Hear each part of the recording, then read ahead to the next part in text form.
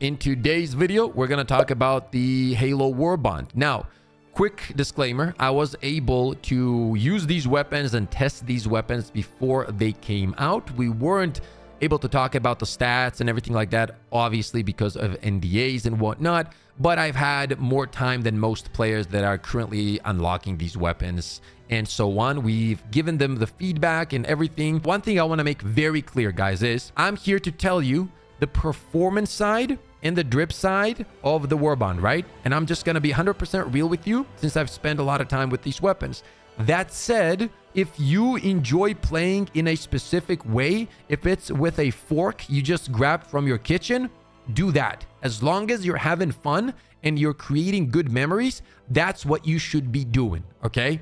So keep that in mind. And now, let's get into it. Does this WARBOND have any value in terms of performance if you're playing on the higher difficulties? I'm gonna start off with the armor because I always forget to talk about the armors in WARBONDs because most of the time they're pretty useless and the perks just don't do much. So let's start off with the armor so I don't forget again.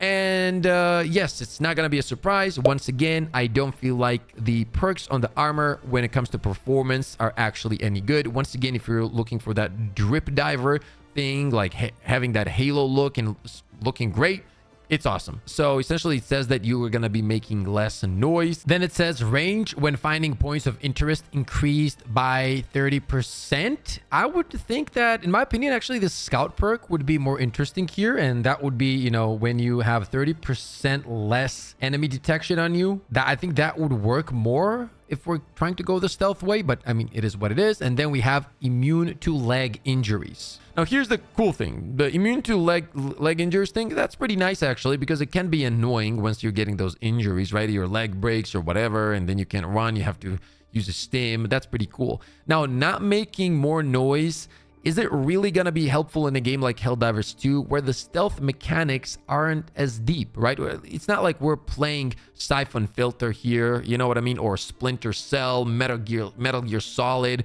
where you have an option to utilize those tools. It's really not. So is this going to be an S tier armor perk? In my opinion, not. And we are still going to try to make a lot of these things work and make some stealth builds and whatnot. But from what I've tested, it didn't really make a huge difference. And once again, we're going to talk about the stealth SMG here in a minute. But overall, once again, I don't think this is going to be like an S tier armor. I think it's going to be an okay armor. And because of the drip, it's going to be up there. Like when it comes to that, it's up there, okay? Now let's talk about the AR, because this is the tool, that has medium armor pen out of all the weapons. All the other weapons are light pen, and it has 80 damage, and the magazine is okay. I wish it had more shots in the magazine. When it comes to performance, I actually think it's pretty decent. Like, do I think it's horrible? No. Do I think it's the best weapon in the game? No, but it did have one issue when I was using it. There was nothing unique to it, okay? Like, you already have the Adjudicator that has medium pen and has 95 damage, by the way.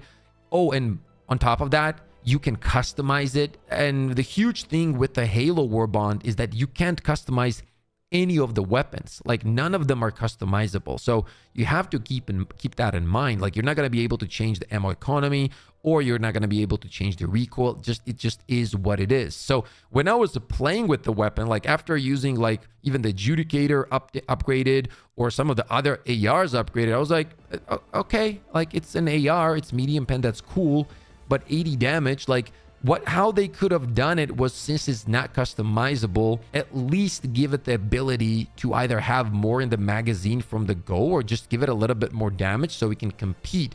Because ARs in general already have a tough time competing with the other archetypes, such as the shotguns or the explosives and the plasmas and the fire weapons, right? And one of the biggest feedbacks was, for me personally, the feedback I gave was that, listen, it's just another AR, and the second you guys add a better AR, or finally an actually good AR, nobody's touching this weapon. Like, it doesn't have anything special about it apart from the nostalgic value of Halo. And guys, please understand, like, even if it had 85 or 90 damage, it would still not be overpowered. It would just feel better. So this kind of fear of making weapons slightly stronger than the other ones and just keeping it that way is very weird to me. But I mean, at the end of the day, it is what it is. It's their game. They do as they wish. And we're going to talk about some of that stuff here in a few minutes as we go through the weapons, because it's very, very important. I would love to hear your thoughts on all of this, because I think that a big part of these issues stem from that topic, okay? But first, let's talk about the SMG next. This is a 70 damage light SMG that is the first suppressed weapon in the game. Like, it has a suppressor and whatnot. Now, it feels really good, as I said, and it sounds really good. It looks pretty cool too.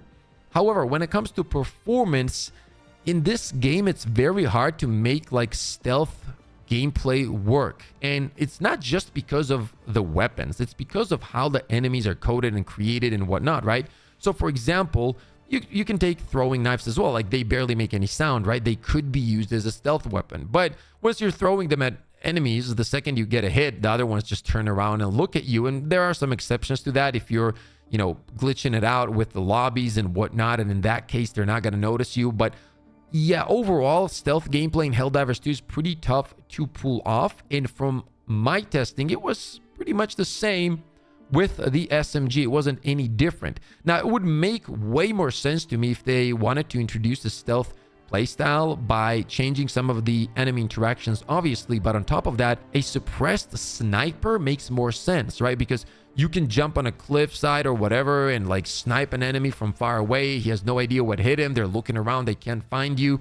That makes more sense. But since this is an SMG, you have to be up close and personal, which means that it's way harder to pull off that stealth gameplay, which, as I mentioned already in the first place, is just not in the whole, you know, identity of the game. Okay, let's take out the back guy, right? Like, silence weapon, take out the back guy, right? Boom.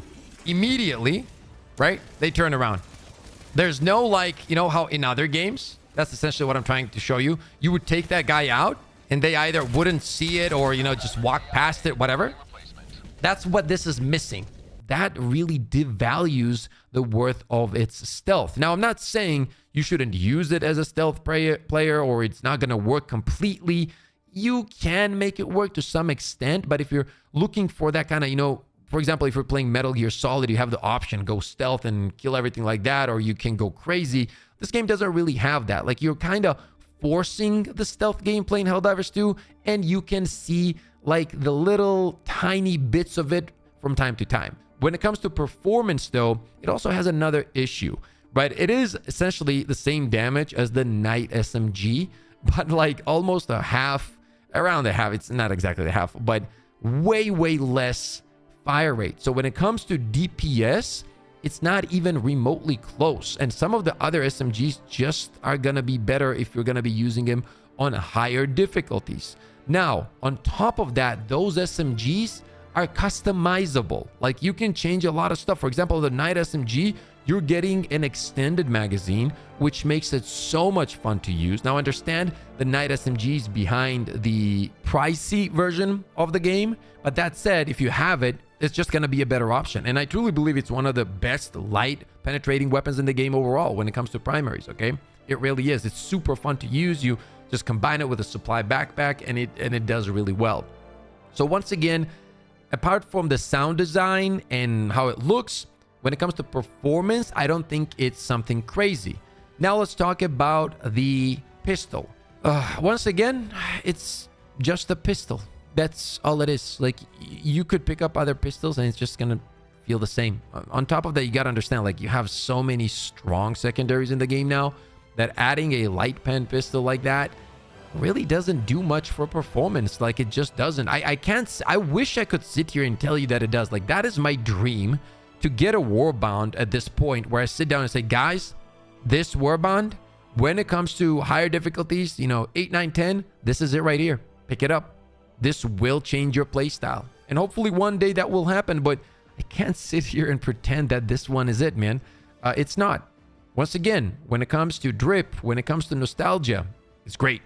Pick it up. If you're a Halo fan, pick it up. It doesn't matter, man. It really is fun.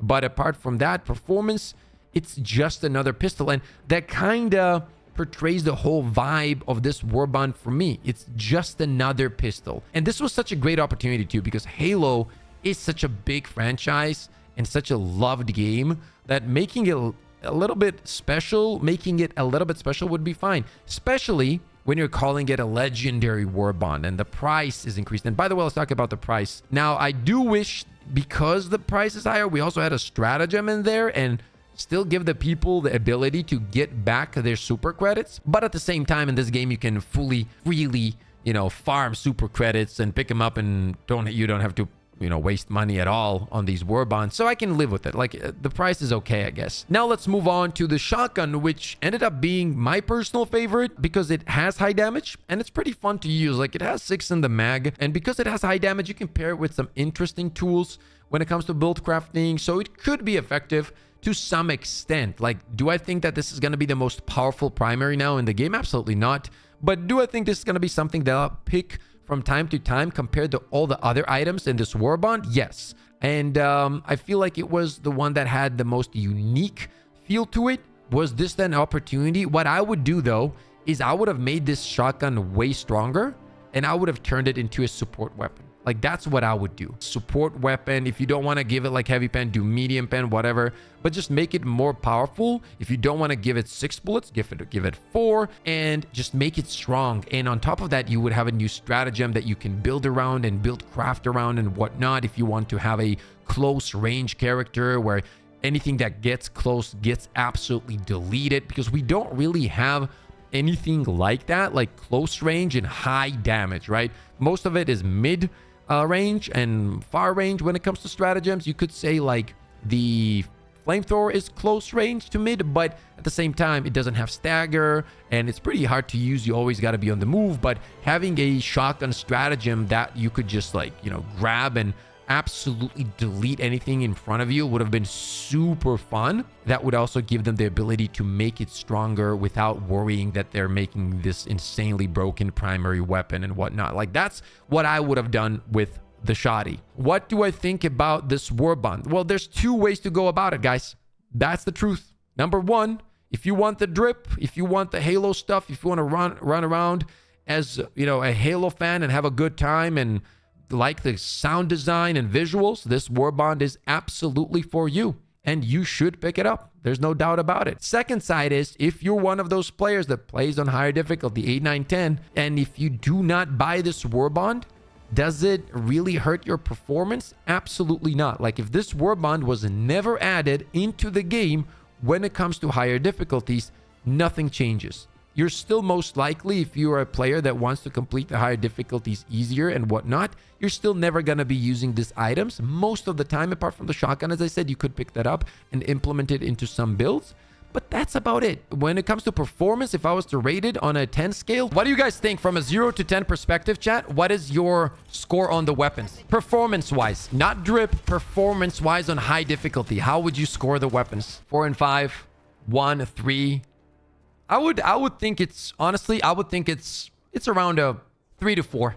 When it comes to like max difficulty performance, right? If we're talking like early game, mid game, I think it's a solid 6, 7, because early and mid game, like, you can get the job done regardless, right? So it's not going to be an issue. But from a max difficulty perspective, I would put it at a 3 to 4. When it comes to drip, 10 out of 10. You know what I mean? Like, that's the reality of it. So a lot of people will be like, dude, why do you guys want stronger weapons all the time? Because the game is already easy. Guys, please understand, the game being easy doesn't have to do with the weapons. The game being easy has everything to do with the fact the devs are not adding good high quality mechanical difficulties to the game, be it by increasing the difficulty and more enemies or new mechanics and whatnot.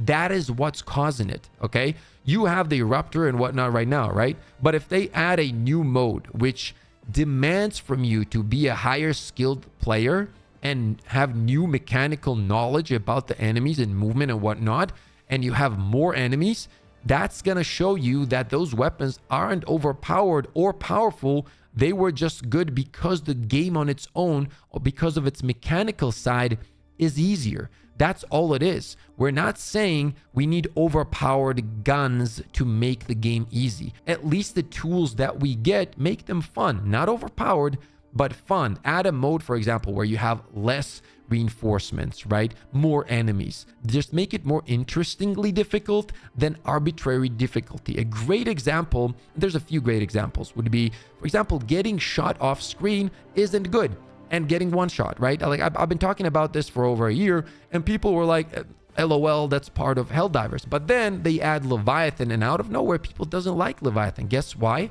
Because it could one-shot you from off-screen miles away.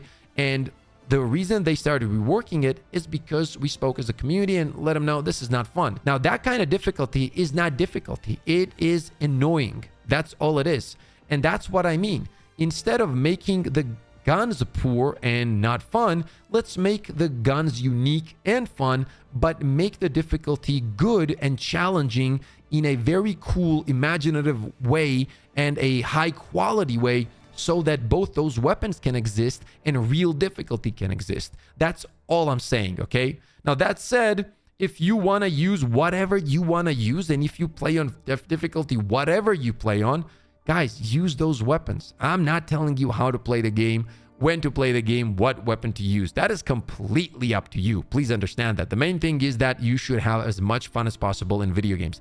That's what it's all about. And that's what Helldivers 2 is about. It's not a competitive game, okay? But also this fear of making fun weapons, this has to go. Like, this has to stop.